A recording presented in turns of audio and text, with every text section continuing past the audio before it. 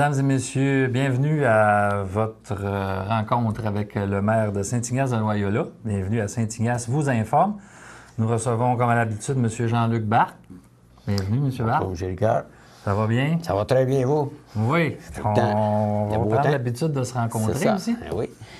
Alors, nous allons vous présenter l'ordre du jour de la session du Conseil ordinaire tenue le 4 juin dernier à l'Hôtel de Ville à 20h à Saint-Ignace de Loyola. Oui. Nous allons commencer avec une demande de subvention au ministère des Transports du Québec. Et ça, on fait la demande au ministère des Transports. On envoie ça à M. Villeneuve pour qu'il achemine tout ça. Puis on demande cette année pour les rues à Saint-Ignace 30 000 $, mais je pense que c'est pris dans le budget discrétionnaire du député. Fait qu'on en demande. On espère d'avoir 30 000, mais vous savez, il y a bien des municipalités dans son comté, fait qu'il essaie probablement de partager l'enveloppe avec toutes ces municipalités-là. Mais on demande 30 000 $ pour nos rues. C'est pour les réfections de rue. C'est ça, les réfections de rue pour ou les réparations qui s'en viennent, c'est ça. OK. Au point suivant, nommer membre du comité consultatif d'urbanisme. Bien, ça, c'est à toutes les... Je pense que c'est à tous les 2 ou 3 ans.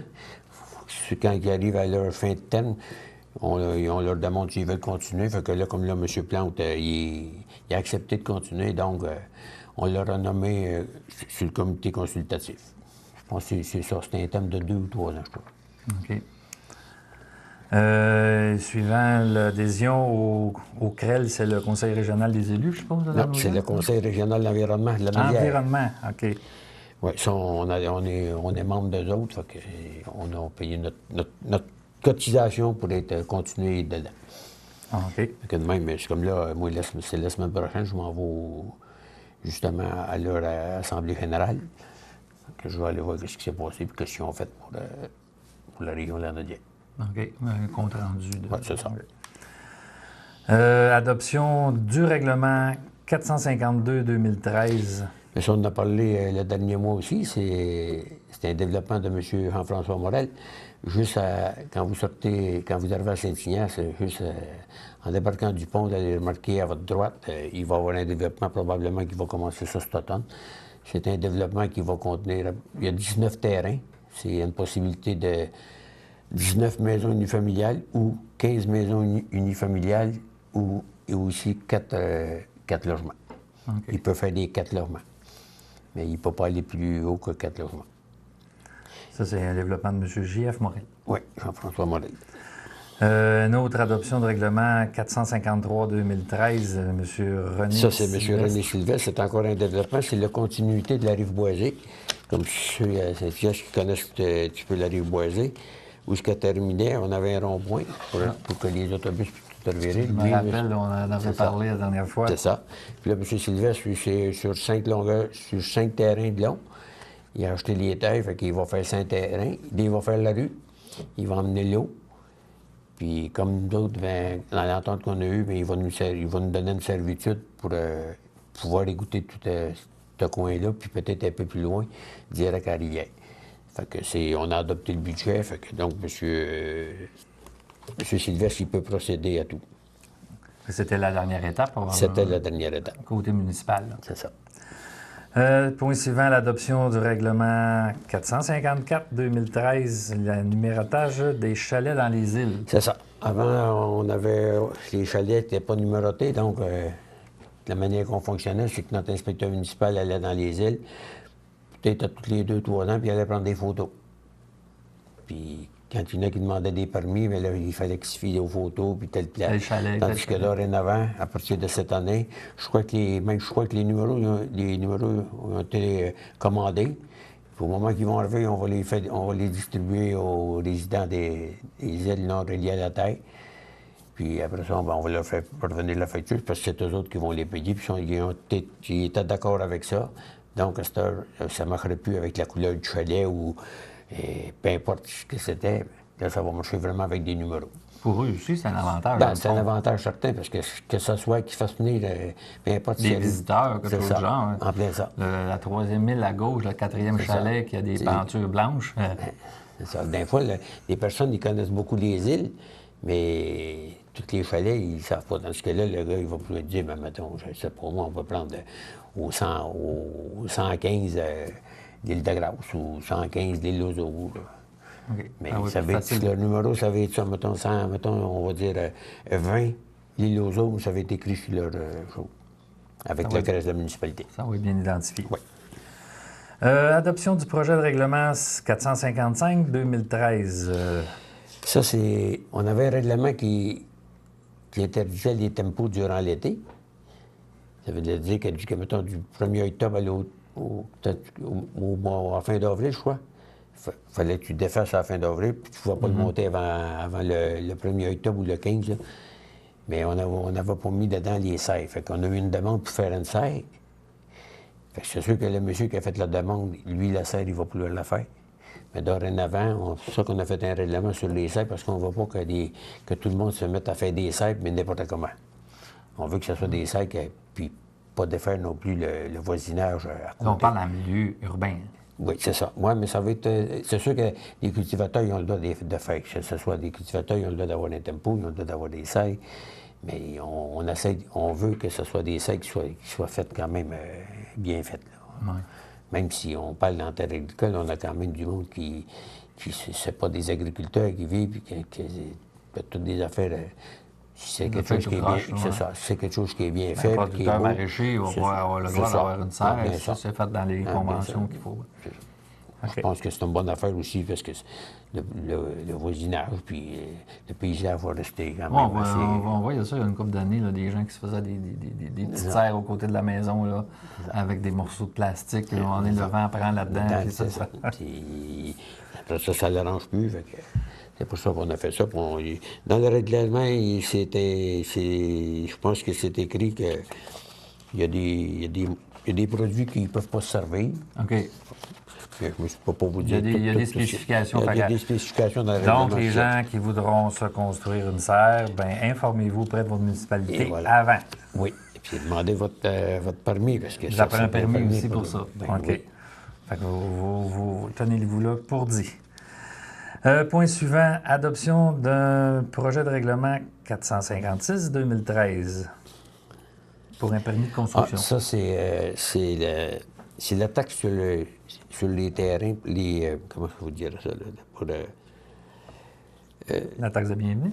Oui, bien, vous appelez ça la taxe de bienvenue. Moi, j'appelle ça plutôt la taxe pour les parcs et terrains de jeu, afin de parcs et terrains de jeu. Oui. Parce que depuis que le registre a été fait, c'est sûr que tous ceux qui l'ont déjà payé, il n'y a pas de problème, ils ne le paieront pas.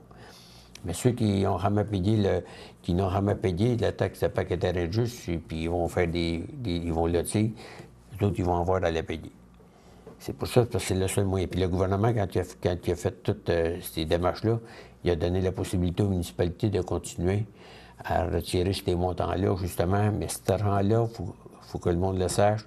La municipalité, peu importe laquelle, ils ne peuvent pas prendre ces argents-là pour l'investir dans les rues, peu importe. Il faut qu'ils le mettent absolument dans un parc ou un terrain de jeu. Spécifiquement pour les parcs. C'est des argents qui vont juste là. On ne peut pas l'investir ailleurs. Fait que les municipalités, dans 5 ou 6 ans, qui diront bien, on n'a pas d'argent pour les parcs et terrains de jeu, c'est pas supposé. Bien, je vous dirais, on n'a pas tout l'argent qu'on voudrait, parce que mais il y a des entrées d'argent prévues spécifiquement pour ça. Spécifiquement. Ce qui aide, c'est que prenez comme le jeu qu'on a installé pour les enfants, on y était avec le parc rural, puis on a demandé une subvention. On a eu 50 de la subvention du provincial, qui est... Le jeu coûtait à peu près 80 000. On a eu 39 100. Mais par contre, avec le parc rural, on a plein de parties, mais la municipalité, il faut qu'elle mette son... je pense que c'est 40 ouais. Bon, mais 40 mais on a pu la prendre, cet argent-là, dans le parc et terrain de jeu. OK. Fait que même, tu peux organiser des choses, puis faire un beau parc pour les jeunes, puis même pour les plus vieux, puis sans que ça te coûte, puis sans que tu sois obligé d'augmenter des taxes non plus. Oui, puis cette taxe-là, ça s'applique pas seulement pour les nouvelles infrastructures, probablement aussi pour l'entretien. C'est pour l'entretien, oui. On entend que tu fais tout ce qui regarde les parcs et terrains de jeu. Ça peut être d'entretien, ça peut être de la réparation. Cet argent-là sert juste pour ça. OK. Au point suivant, partage de compétences pour la surveillance des bâtiments reliés au système d'alarme. Ça, c'est une entente qu'on a avec la MRC. Puis là, la MRC, elle était en appel d'offres. Puis imaginez-vous que l'appel d'offres a sorti, puis la compagnie qui l'a eu, c'est à moitié prix du coup que l'autre faisait. Mettons que je pense que l'autre, c'était à 60 quelques mille pour 3 ans. Puis la compagnie qui l'a eu, j'ai pas les noms des... Je voudrais que je vous donne ça, peut-être, mais je suis pas sûr si j'ai les noms, là. Il y avait une très En tout grosse cas, il y différence avait dans les une différence de cotations. 30 000. Presque du C'est symbole. 50 c'était 50 moins cher avec la compagnie qui ont là présentement. Fait que, vu que nous autres, ben, c'est presque toutes les municipalités qui font partie de ça, parce que toutes les municipalités, avec les choses, on a tous des systèmes d'alarme. Donc, ça veut dire que notre code part sur ce point-là, bien, ça va baisser de 50 Mais qu'est-ce qu'on entend par surveillance des bâtiments reliés au système Bien, d'alarme? c'est parce que pour tous les systèmes l'entretien des d'alarme, systèmes ben, ça d'alarme? va être l'entretien, toute la technologie qu'il y a dedans. C'est parce que on fait toute référence avec la MRC, c'est eux autres qui... Nous autres, on a donné le chose à la MRC. C'est eux autres qui vont aller en appel d'offres, mais ils vont pour toutes les municipalités. Donc, c'est plus profitable d'un fois pour... parce que la compagnie, quand elle soumissionne, elle va soumissionner, puis elle sait qu'elle va avoir 15 municipalités à aller vérifier, bien, inspecter, puis entretenir. C'est plus intéressant pour elle que quand tu n'as rien que nous deux. Oui, une municipalité à tous les 20 km ou 50 km. Fait des déplacements, des fois, pour pas grand-chose.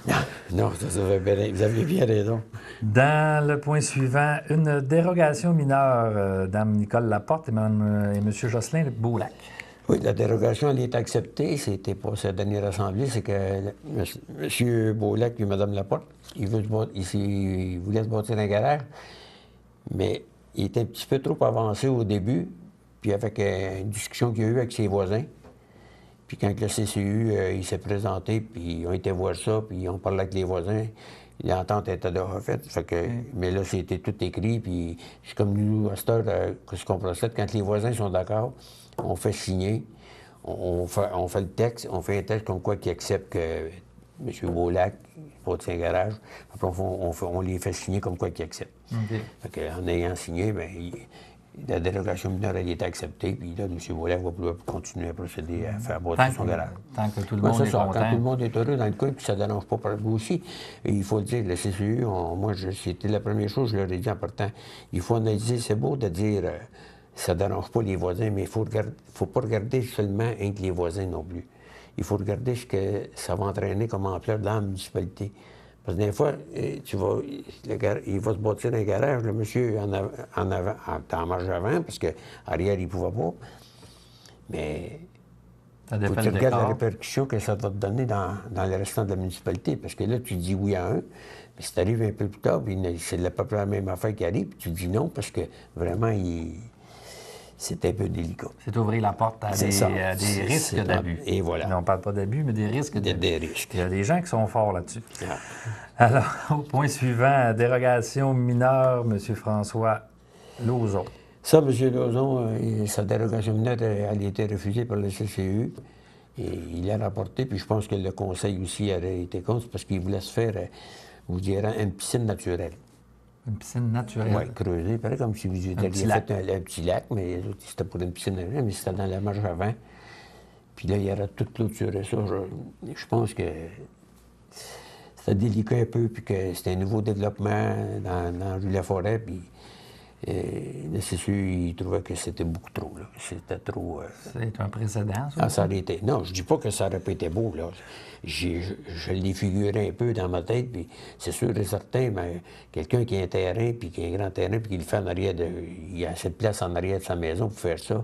Je vous dire, je pense que ça aurait été vraiment quelque chose de beau. Mais vous savez, dans la marge en avant, là, sur le bord de la rue, c'est pas sûr que ça aurait... Oui, ça n'a tout de même pas sa place. En tout cas, la CCU a décidé que ça n'avait pas sa place. C'est ça. Alors, avant de continuer, nous allons faire une petite pause, puis nous allons vous revenir tout de suite après avec la suite de la session ordinaire du Conseil de Saint-Ignace de Loyola. Bonjour, ici André Villeneuve, vous regardez CTRB.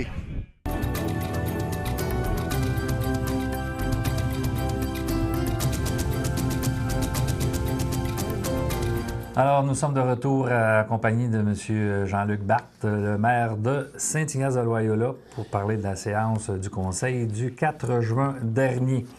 Alors, nous étions rendus, M. Barthes, au point 19, une dérogation mineure pour M. René Sylvestre. Et c'est ça, on a parlé tantôt quand on a accepté le règlement pour M. Sylvestre sur le développement.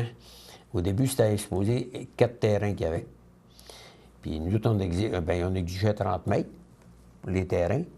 Puis là, il a demandé une dérogation mineure. Là, les terrains, ils vont en faire 5. Puis ils vont avoir 26,26 mètres. Mais par contre, je pense que le CCU a accepté parce qu'il y a beaucoup de grands terrains. Il n'y a pas de problème pour avoir une fosse septique avec un champ d'épuration. Parce que les terrains, ils ont tout bien entre 3 et 500 pieds, j'ai aucune idée exacte. En profondeur, c'est ça. Okay. Fait que le CCU a accepté, puis ça ne dérange vraiment rien dans ce coin-là, parce qu'il n'y a rien encore de boisier. Fait que lui, ça lui donne un terrain de plus, puis pour la municipalité, bien, ça va donner... un revenu de taxe de plus. C'est ça, un revenu de taxe de plus. Fait que c'est pour ça que le CCU a accepté. Comme on disait tantôt, quand tout le monde est content... C'est ça. Tout va bien. Au point suivant, adjudication du contrat d'asphalte 2013. C'est un gros mot, ça? Oui, on a adjugé le contrat parce que les soumissions avaient sorti. Puis là, on a adjugé le contrat, mais dans le contrat, c'est quand les soumissions sont sorties avec les nombres de rues qu'on avait mis dedans, ça a sorti à presque le double de ce qu'on avait prévu. Oh! Fait que là, on s'est assis, puis on n'a pas déterminé au complet, mais on sait un petit peu ce qu'on va vouloir faire. Fait que le contrat va contenir, pour faire les rues, de 375 000 $. Là, je sais que, là, je vous le dis, parce que c'est lundi prochain, le 17, attendez un peu, je pense que le 16. Le 16 lundi. Le 16, lundi prochain, on a une réunion de chantier, puis c'est là qu'on va déterminer, à part que les rues vraiment qu'on va faire, parce que la rue Gavremont, la rue Barthes, la rue d'École, puis la petite partie de la rue d'Élise qu'il va falloir faire, parce que l'année passée, on a fait les travaux d'égouttement de la rue. Il y a un besoin. C'est ça. Là, il y a un besoin parce qu'on a ôté l'asphalte. Puis là, avec ce qu'il va rester à faire, on va déterminer avec le contracteur où ce que nous autres, on veut que ça se fasse.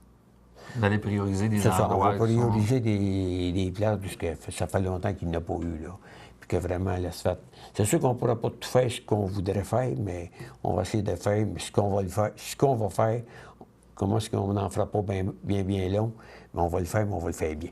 Ah, pas que ça soit à recommencer dans 4-5 ans. Non, c'est parce qu'on a une rue, si vous prenez dans Saint-Isidore, mais je sais que notre ingénieur a dit qu'il faudrait qu'elle soit privilégiée à grandeur.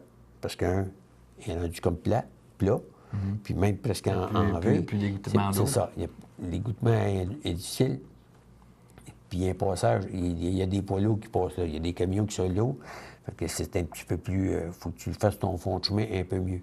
C'est pour ça que lui, il nous a suggéré de pulvériser l'asphalte, puis de rajouter de la roche, la compacter, puis après ça, refaire en dos d'âme, faire notre rue. C'est sûr que ça coûte plus cher. Ça coûte un peu plus cher, mais par contre, si on fait ça, puis si on le fait bien, puis en 2014, avec le renouvellement de la taxe d'assises, bien, on pourra continuer à faire ce qu'on a débuté. On finira le restant. Paris, c'est pas bâti d'une journée. Non. Au point suivant, offre d'achat de terrain Marc-Henri Gladu. Bon, ça, M. Gladu, il y a un terrain à vendre dans la rue Gavremont. Pourquoi est-ce que la municipalité, on aimerait l'avoir? Admettons que c'est un petit peu une vision à long terme. C'est un terrain qui, je vous dirais, qui est presque face à la rue de la Rive-Boisée, qui devient cul-de-sac, dans le fond, de la Rive-Boisée.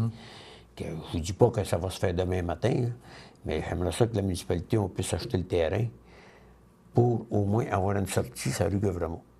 Si un jour le besoin s'en fait sentir, puis aussi, peut-être qu'à un moment donné, c'est soit on demande pour faire une rue ou qu'on demande des servitudes pour amener l'eau à la rue Boisée, parce que plus ça va se bâtir dans la rue Boisée, comme j'ai déjà dit souvent, la pression elle commence à se faire sentir, parce que l'eau rentre rien que par une place. Mais toujours à la Tandis même que place. si on la fait rentrer dans ces coins-là, que ça en vient direct à la rue Boisée, au bout ça va faire 2 entrées, fait que la pression va être beaucoup meilleure.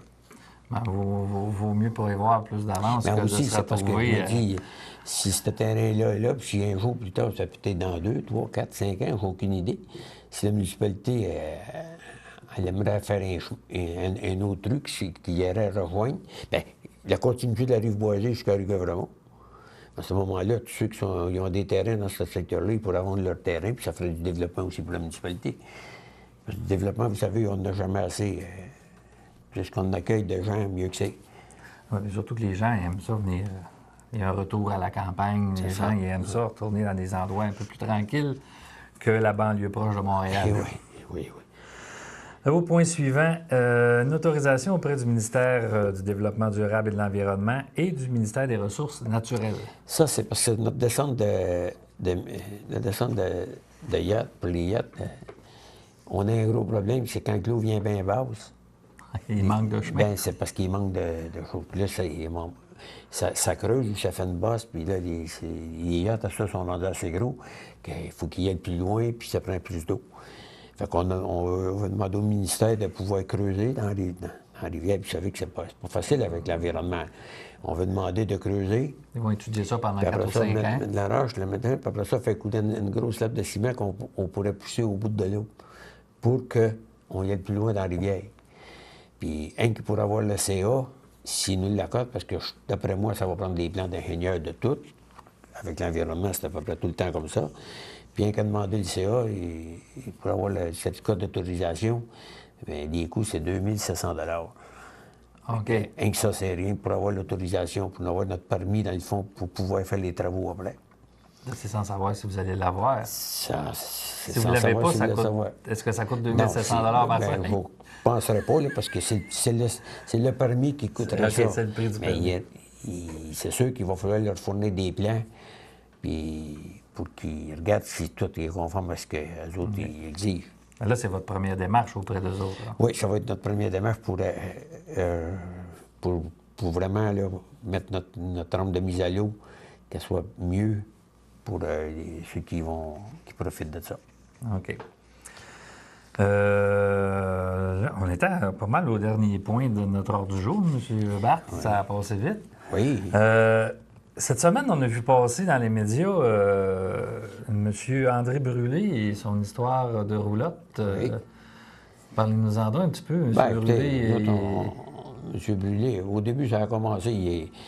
Moi, quand je suis arrivé en poste, il est venu nous voir pour pouvoir rester sa roulotte tout le temps là. Que la municipalité, on a dit non, parce qu'en 2006 ou en 2007, le conseil, dans le temps, il a fait un règlement pour accommoder les gens qui ont des roulottes pour pouvoir, de telle date à telle date, puis ils pouvaient se servir des terrains, puis ceux qui avaient des terrains pouvaient en louer, ils pouvaient mettre jusqu'à 3 roulottes sur leur terrain. On sait qu'il y en a qui n'ont mis un peu plus. Okay, pour situer les gens, c'est sur l'île Madame? Non, c'est sur l'île Madame, mais veut dire c'est au bout de la rue Sainte-Marie. OK. Vous en allez au bout. Où est-ce que la rue Sainte-Marie finit, c'est un peu plus loin. Ça, c'est un chemin qui est privé.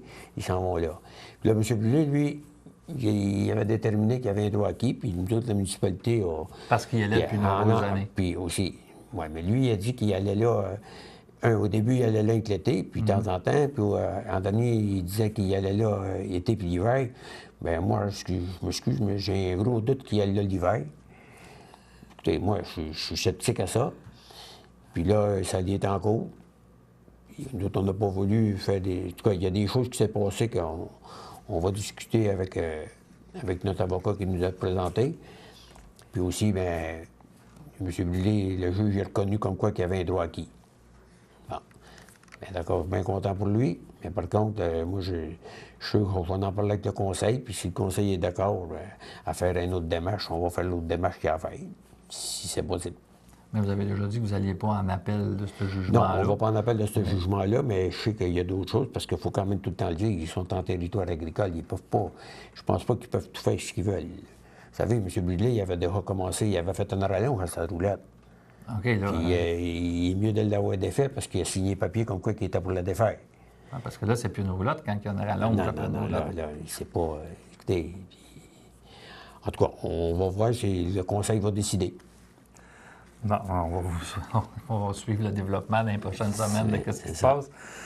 Puis, juste un dernier point avant de terminer, parce qu'il nous reste à peu près une minute. La traverse, c'est réglé. Ah, la traverse, on n'entendra plus parler. On n'entendra plus parler. Mais là, vous allez peut-être entendre parler qu'à un moment donné, ils vont peut-être vouloir nous rencontrer pour faire de la rénovation, peut-être. Lorsque leurs ingénieurs, c'est ça, ils vont regarder si vraiment ils décident de débarquer faire un débarcadère double.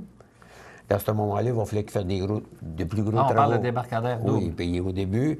Mais là, quand on a parlé avec la société, avec M. Farah aussi, la vision est encore pour débarquer double, mais c'est pas sûr. Là. Ils ont la vision double. Mais il reste qu'il va peut-être avoir des rénovations à faire sur le show. Puis nous autres, on leur a dit, écoutez, si vous voulez faire des choses, on aimerait ça être avisé avant. Ouais. Puis regardez ce que vous voulez faire. Peut-être qu'on a des idées à vous donner qui vont être meilleures. Parce qu'ils ne peuvent pas faire un double sur un côté et un simple sur l'autre. Ça va être des doubles. Non, ça va être double. Mais je sais que l'autre côté, puis vous savez, à ma grande surprise, quand on les a rencontrés. Ça va être de la place, mais ça aussi. Ma grande surprise, c'est que le maire de Sorel, il était d'accord. Autant, au début, quand on les avait rencontrés, au début, lui, c'était rien que. Il ne voulait plus avoir la traverse chez eux. Il ne voulait plus la traverse l'Est métro. Puis là. Il est prêt à avoir 2 débarquements.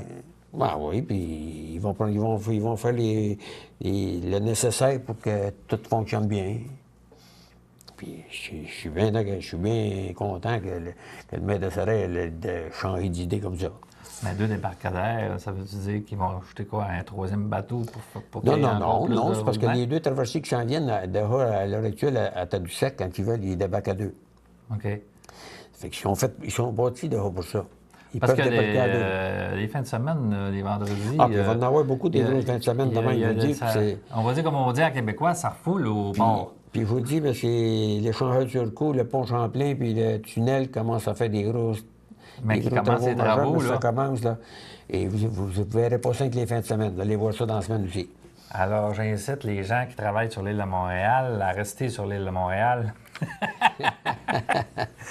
Parce que ça ne sera pas drôle tantôt.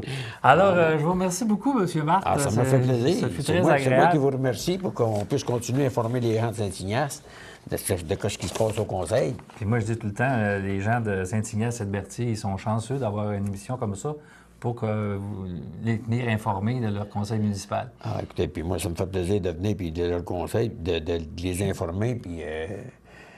Écoutez, je vous l'ai tout le temps dit, on n'a rien à cacher, puis on peut tout dire, puis s'il y en a qui ont des questions à poser, qui ne gênent pas, on est disponible. Oui, et puis ils peuvent toujours assister aux séances du conseil. Tout le temps. Toujours le premier... C'est tout le temps le premier mardi du mois. OK. Fait qu'on invite les citoyens à participer à la prochaine séance du conseil du mois de juillet, le premier mardi de juillet. Oui. Sinon, ben, vous nous écouterez la semaine suivante. On va vous donner toutes les informations relatives à cette réunion de conseil-là. Et voilà. Alors, c'était Saint-Ignace vous informe avec M. Jean-Luc Barthe en compagnie d'Alain Ricard. Alors, à la prochaine. Merci beaucoup.